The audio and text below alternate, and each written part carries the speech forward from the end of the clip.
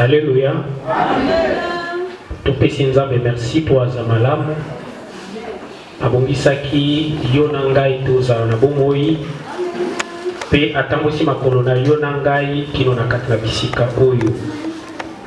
Molamu na ye oyo eza na suka te ezali kolamuka likolo na biso tongo nyonso. Preuve est que pendant que les autres sont retenus dans la obligation ébélée, makambo ya pasi to ya bisengo na permettre yo osala un bon choix.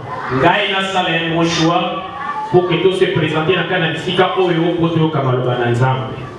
Tika ete kombo na ye ezwa kembo pe ezwa lokumu na kana bisika oyo pe na tongo na lelo. Topesi merci par pasteur pour aider à permettre ete kati na batei toko na mapona mokolo ya lelo. Topesi merci na basali nyonso ya nzambe kobana na ba oyo bayambaki biso kino na ba oyo bazali kopesa biso maloba na bisika oyo. Tu es dit dès notre entrée d'enseigner, nous n'avons pas été déçus par vos services. Il est que nzamba kanisela bino na mosala kitoko yo kuumela mosala et mosali particulièrement na mokolo na lelo.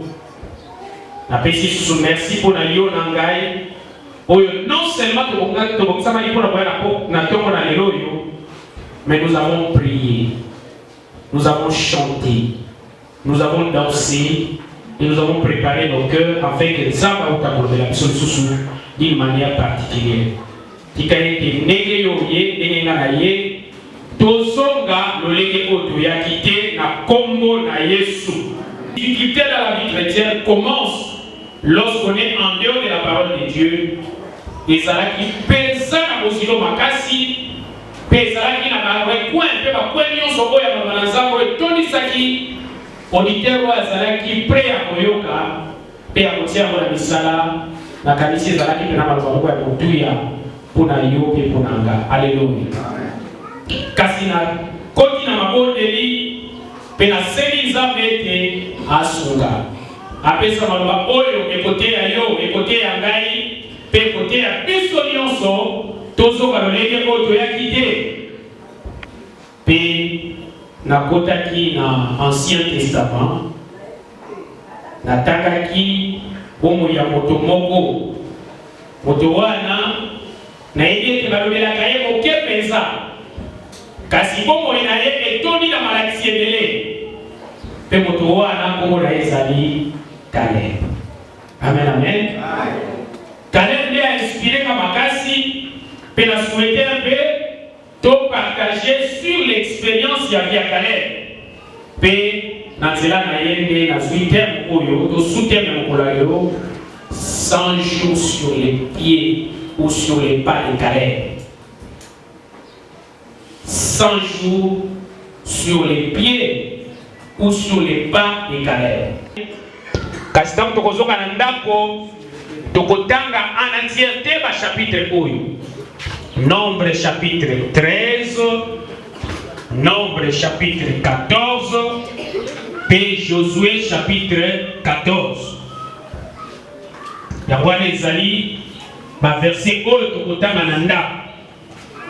Le passage clé est dans Josué chapitre 14, les versets 6 à 14. Ezalaki mokolo moko bana Israël babimaki na Égypte pe destination na bango ezalaki Canaan, terre promise. Kasi bakomi quelque part, Moïse a poni 12 personnes. Na kati ya 12 personnes wana Caleb pe Josué bazalaki. Alobi bokende kotala mboka ya Canaan. Otala soki ezali malamu. Otala bamboka yango soki batonga yango na makasi. Otala soki biloko ya kolia ezali. Pe botala ndenge za balobaki soki miliki ezali kuna pe mafuta na nzoto. Ba 12 espions wana bakendeki bamonaki makambo ndenge nyonso oyo Nzambe alakaki bango. Kasi bamonaki biloko mibale oyo ebakisaki bango. Eloko ya liboso bamonaki ete mboka yango etongamaki mpenza makasi. pe eloko mibale bato bazalaki na mboka wana bazalaki bilobe bazalaki milai pe bazalaki bato na bitumba ndenge Congo toujours vivre pour le moment. Ce qui total comment vont les choses. Tout le monde a été, en tout cas, Congo et Sali Pesa et Samalam. Kasi, Congo et Sala Makabo Mingi, ou est-ce que ça la manette Makabo Mingi Kota pour la Malam monter. Alléluia. Et pour le moment, même pour la Kolokabo Konti, il faut qu'on ait tendance à la parti politique. Pour la Kolokabo, il faut qu'on ait tendance à la tribu quelconque. Et ça, même manière, Jésus va découvrir. Peut-être que plus particulièrement, c'est Caleb qui prend la parole. Pour la Kolokabo, donc, il y a un mot kawana, tokoloba bango, pour être Zambé à Sali de l'Omo Nabiso. Car si les 10 autres, en dehors, il y a Josué, Balobi, Mokawana, Moetoko, des athées. Les athées, Toko, des Zambalobaki, mais Etokani Makasi, il y a des grandes difficultés pour pénétrer. Il y a des grandes difficultés pour réussir, et Bato Bazakuna va vous permettre de réussir. Donc, on a que Moïse, P. Aaron, Balingaki Baloba, P. Tout Israël était prêt à lapider Bango. Pétant Balingaki Baloba, Zamba Kitaki, Alumina Moïse, Yolo Wakak, Ganazo Bango. On dit que Moïse a mis Kumbamaki Mosso dans Zambé pour la Mosenga Moïse. Et nous allons nous rendre compte que Caleb et Josué va s'associer à Moïse pour la Mosenga Moïse dans Zambé. Zambé a pour moi qui est Israël, mais voici ce que Caleb a reçu qui il est vrai qui a Josué. Zambé a dit au Bazawana. Alléluia. Batonioso. Et je me rends compte que quand on met Batonioso au Koufa, Moïse aussi était là. Alléluia. Aaron aussi, le frère de Moïse, était là. Même Myriam était là. Mais Balobi sauf Caleb et Josué. Alléluia. Tout le monde devait passer. Tout le monde devait mourir. Tout le monde ne pouvait pas réussir. Sauf Josué, mais beaucoup plus Caleb.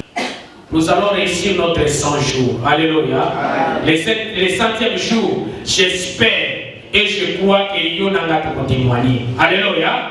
Tu vas mettre Dieu sur ton Likaki, Dieu sur ton Kanisaki, mais Dieu sur ton Lobaki. Le fait que nous sommes des chrétiens, Dieu va l'accomplir. Alléluia. Deuxième élément, Caleb, celui qui a dit que nombre, le chapitre 13, vous allez vous rendre compte que Caleb était un chef. Pour Balobi, tant qu'on a choisi les espions, Baponaki Batonio sauté, Baponaki parmi les 12 chefs d'Israël.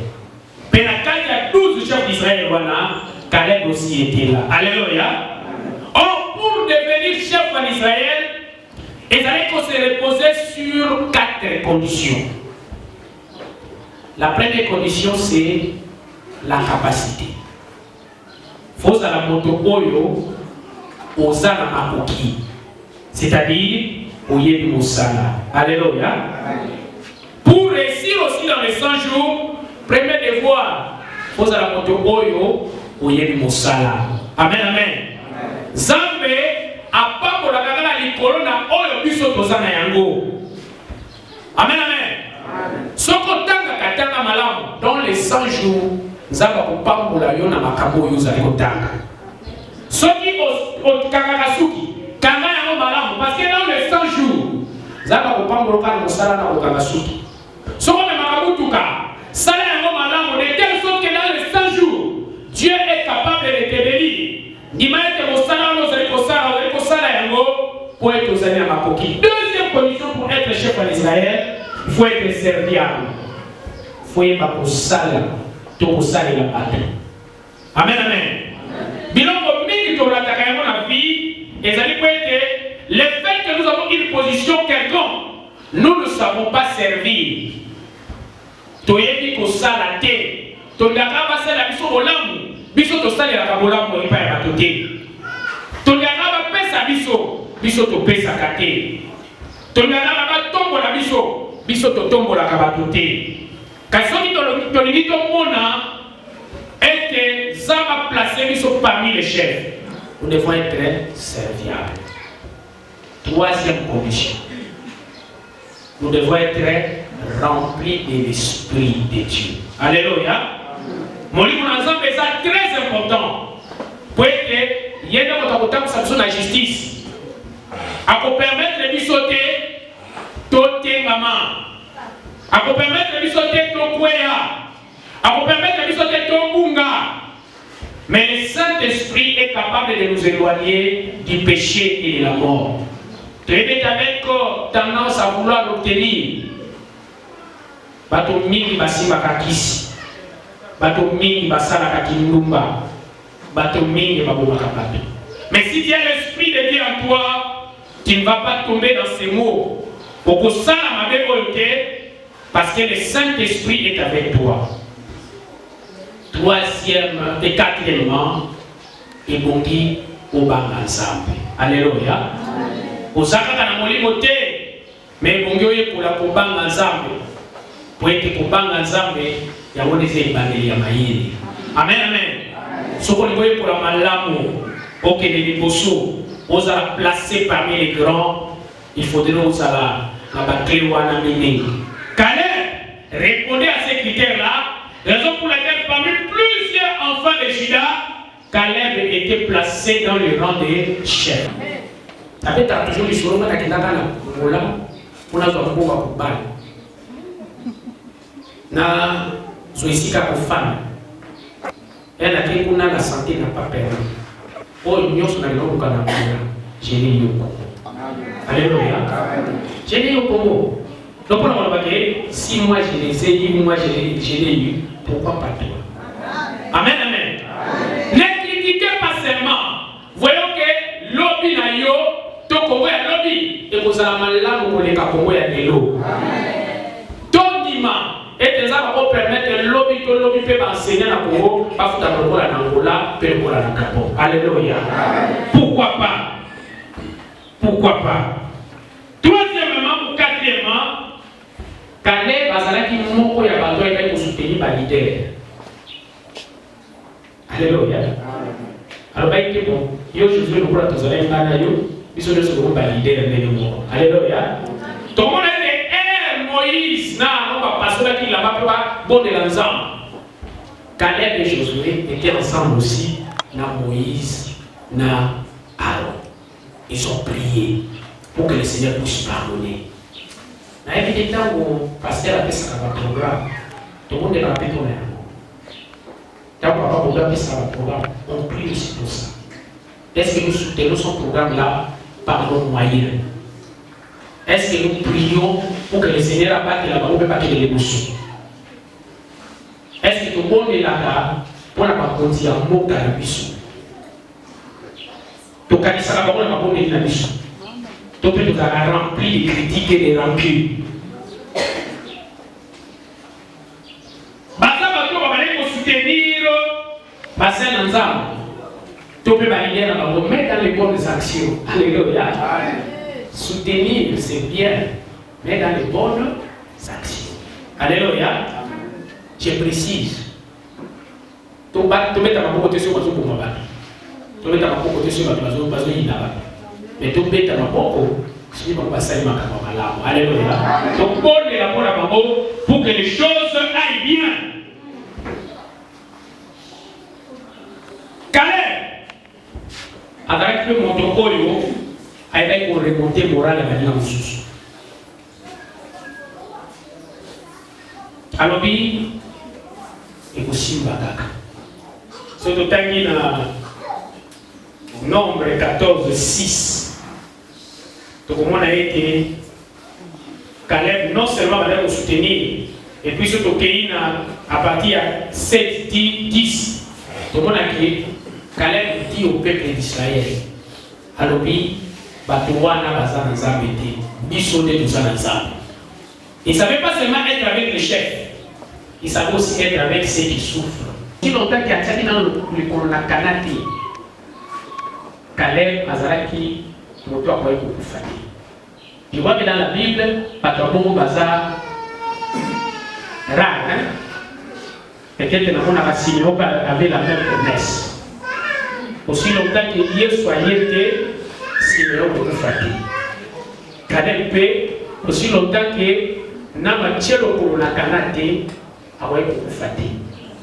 Et puis non seulement que Tcha le Kolonakana, mais ce que Zuina le haut promesa par comité qui était avec kokufati.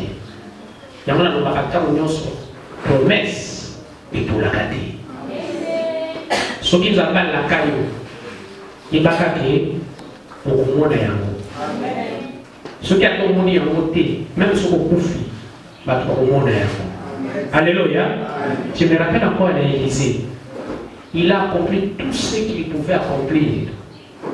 Pour certains qui ont compté, alors les Alaki n'a pas miracle la Salaki. On l'a il y a ça qui est moins ça. Amen. Akufa. Apola. Bakundaye. Même pour nous sous la kunda moto. Basoda bazo ya bois qui moto. Moto wana kenda atuta kata mikwa yelese. Alléluia. Amen. Les Alaki ga moko wana. Où ils ont qui peut comme double portion à soi. Alléluia. Amen. Et la promesse est accomplie. Il a reçu totalement les doubles portions, même quand il était mort. Pour la promesse pour la gâter. Ce qui nous a la caille le komoko, il va être tôt ou tard à Kokokisa. Dans les 100 jours, ce qui nous a la caille le komoko, sachez que les 100e jour, ceux qui n'ont le petit Zamba Zali, Azali Koulou. Asala kanyoso ya yeli na mabele akokisa ya moto uta. Caleb eloko moko oyo esimbi makasi atangi yango na Josué kaka version totangaki wana 8 na version oyo naza nango balobi. Mes frères qui étaient venus avec moi décourager le peuple, moi, au contraire, je suivais le Seigneur mon Dieu de tout mon cœur. Attaquez sous Josué 14, 14. Cette ville appartient encore aujourd'hui aux gens de la famille de Caleb, fils de Jephuné, du clan de Kénas, parce qu'il a suivi de tout son cœur le Seigneur. Amen, amen. Natangi wana, papa sa journée baliko na mobaki. Caleb est resté constant dans sa marche avec le Seigneur. Motema na ye nyoso atiaki yango epai ya Nzambe. Amonaki yango na manduki po bazalaki nango te. Amonaki yango na makasi po bazalaki nango te. Mais il savait le Dieu auprès de qui je fais reposer mon cœur va agir. Que Dieu bénisse sa parole.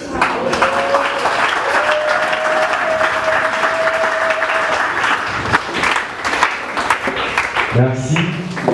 Ceux qui Caleb Bakobima pour croire totalement ensemble, je crois que même le peu de jours au Etikali et vous allez bénéfique pour la mission. Amen.